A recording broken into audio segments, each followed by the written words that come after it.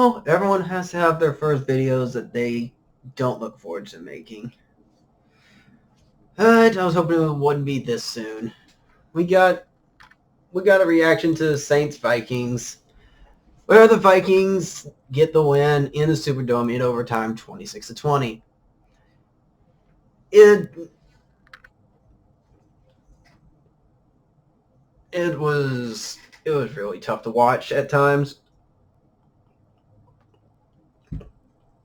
Really, the Vikings played better all game. Outside that really first possession, and the Vikings play calling really kept them from being able to take more lead and just put it away to where it wouldn't have had to go to overtime. But Saints really didn't have a running game outside of the couple plays we got for Taysom Hill. And Breeze couldn't actually get anything.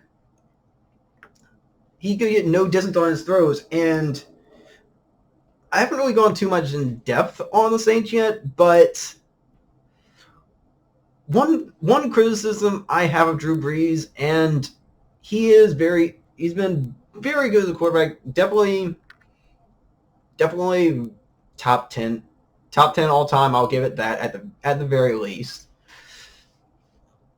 There is such a thing as a bad completion. You can be accurate. Like, Brees is the most accurate quarterback of all time. But there's so many plays where it's like, oh, you don't want to make a mistake deep. And that play right before halftime where it looked like they were trying to get more of a 2-for-1 before. They're trying to score and get something as the Vikings defense did not look completely prepared. That ended up in the pick right before a 2-minute warning in the first half that gave the Vikings even more of a chance. That led to the Vikings' first touchdown. That was just quite boneheaded. And the Vikings gave the Saints many times to come back in multiple situations. Third quarter, fourth quarter. The Saints tried the fake punt with Taysom Hill, that up the middle. That went for a first down. But everyone's not set. Then we have, towards the end of the game, towards the end of regulation, where we're down to 21 seconds and we're about to hike it. Kamara moved on the snap, so it's a false start. And 10 seconds are off the clock. And I have no problem with them trying to conserve that one timeout and keeping the 11 seconds just so they can take a shot downfield, a shot to the end zone to try and win the game there. That's fine. But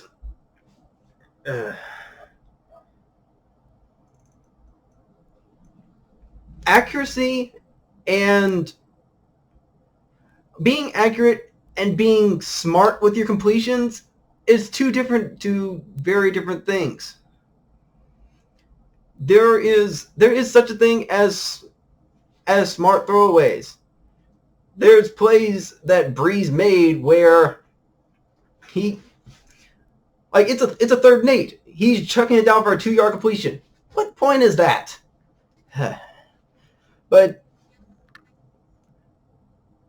Dalvin Cook finally was healthy off of this. They ran over our defense. And most of that, yes, was in the first half. So I'm really not that...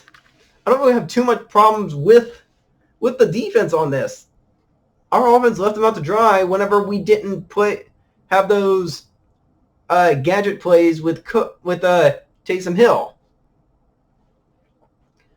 We didn't have a running game, and outside of the last 2 games of the season, a lot of the times that we've tried to build up a running game off of it with Kamara and Murray. Yeah, take out maybe the 2 games that Murray went over 100 yards with Kamara being out, and take out the Titans game, Colts game, Actually, even the Colts game didn't give much, even though they were 29 or 30. Even though Breeze ended up being 29 for 30, in that game they just didn't need. They just didn't need an extra strong running game. Our best runner in this game was Taysom Hill. 4 carries, 50 yards. Nobody else had more than 30. Taysom Hill, 50 yards passing, 50 yards rushing, and the receiving touchdown. Oh, and the only passing touchdown for Breeze. I'm concerned on this where it's like, I don't expect Breeze to retire now. We don't have him on contract, and I expect him to come back next year and try to win a championship again, which we're going to be favored to make it to the playoffs, win the NFC South. I get that. And the Falcons will be better.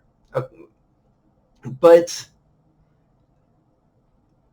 Breeze isn't getting any younger.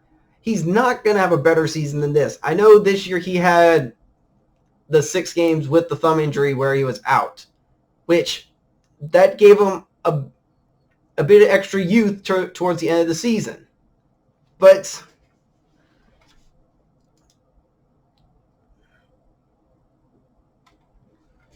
really I feel like he's going to try to match Brady whatever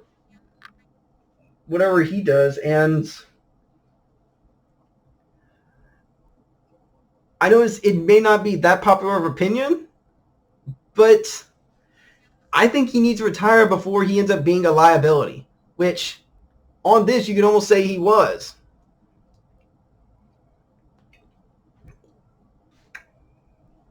Like, he didn't go over 100 yards passing until, late in the third quarter, where we finally got something going, where we finally got an offense to go with Hill's touchdown and with a few plays to Cook and a few to Thomas and the dump-offs to Kamara. But it's frustrating. Like, I know a lot of times going to the Vikings at this point, Kirk Cousins has been known to not be able to win the big games. I will give him credit. I'm going to give him credit for that one pass to Thielen. That hurt to see, but sheesh. Perfect throw, perfect catch, even pretty good coverage. And once I saw on that, the 30 or 40 yard bomb to Thielen that got him down to the 1 yard line in overtime. We had Patrick Robinson on Adam Thielen, the only guy who's been killing us all day receiving. And at best, he's the number 3 receiver. But in this case,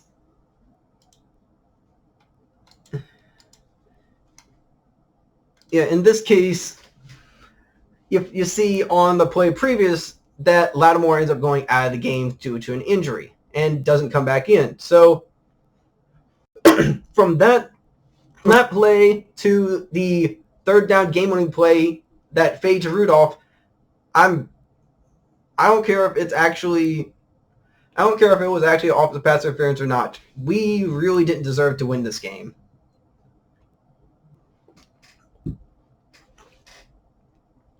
Like, our defense got beat up in time of possession. Our offense didn't show up outside of Taysom. Ryan Ramczyk got killed, and he's supposed to be the best right tackle in the league.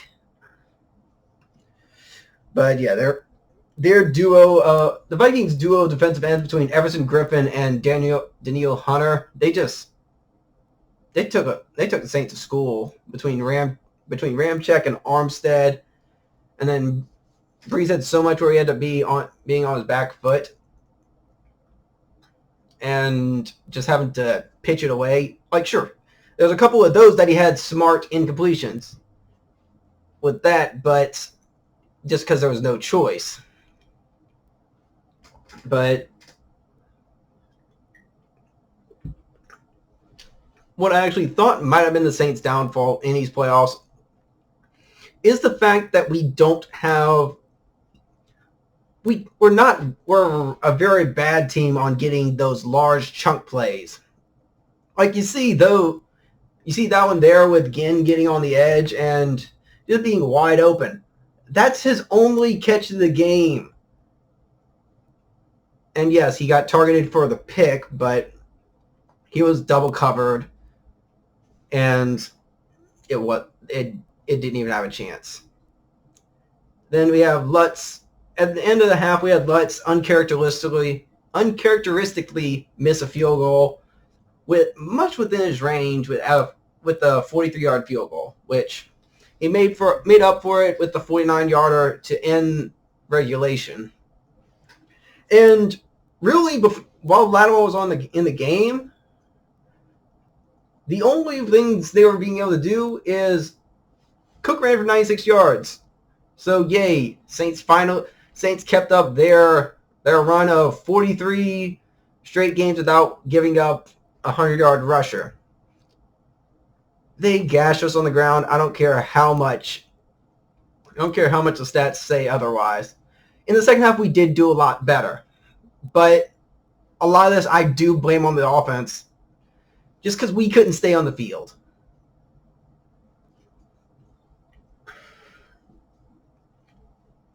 This probably won't be a popular opinion, but, well, one, I hope Breeze retires. I would not mind if Bridgewater ended up being the starting quarterback next year. Oh, that one. I'm rewatching that one. That was devastating. If we could have at least scored points on that previous possession in the red zone, that Danielle Hunter forced fumble, that we had chances. Credit the Vikings, though. They're tough. They're physical. They're finally getting people healthy. We couldn't take advantage of what supposedly should have been their weakness in their secondary. But their offensive line, their defensive line killed our offensive line. Their offensive line, it was kind of a wash between our O-line and D-line. I will say on our line, Trey Hendrickson really stepped up. With Davenport going on IR and Sheldon Rankins, I don't think there was really that much of a drop-off, if any. And I think Marcus Davenport will consistently be our number 2 sack leader until Cameron Jordan ends up slowing down. But credit Thielen, he's finally getting healthy enough to be able to just kind of take control of his matchup. But for pretty much the entire game, Lattimore locked down Stephon Diggs, who I don't want to say that the loss to the Vikings 2 years ago, in the playoffs then we were trying to get payback off of that. But I'm afraid like that could be a factor off of it but I don't think there was enough edge on it to just get payback off of it. It would have made more sense if they were still reminiscing on last year's. And yeah, there's going to be ref issues this game. There wasn't anything ref-wise that changed the game. It was a fairly clean game, and we just didn't deserve to win it. But now with the end results of this, you're going to have in the divisional round, you get the San Francisco 49ers going against the Vikings. Vikings go on the road, face the 1 seed. They're going to, if they want to go to the Super Bowl, they'll have to win 2 more road games against this, after going against the Saints, which is considered one of the best home field advantages out of anybody. Even though the Saints, even before this one, lost more home games than road games. But we didn't let Kirk Cousins beat us. It was Dalvin Cook and Thielen that beat us on offense. Cousins just had like 2 throws to Thielen that really was impressive. I do think second half our defense did stand strong enough to keep us in the game. We only gave up 7 points then.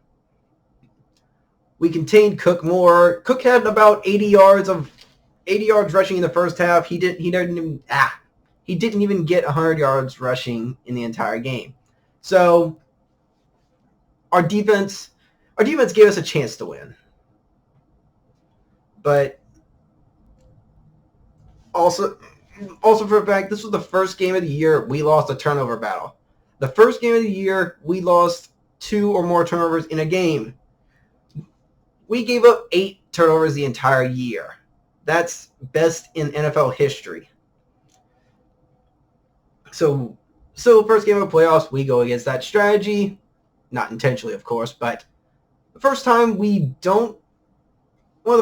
lose a turnover battle, we can't make up for it. Now, as we go to the offseason, there's going to be a bunch of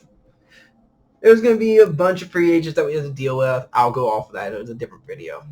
But I'm a bit late on this one, so just wanted to get this frustration out as being the Saints fan, and I'm just keeping an eye on the Eagles-Seahawks game in the background, and soon enough I'll end up putting I'll put another video up that involved the AFC games last night. But for now, I'm Caleb. This is Stat Stuff in Sports, and I'll see y'all in the next one. I'm out.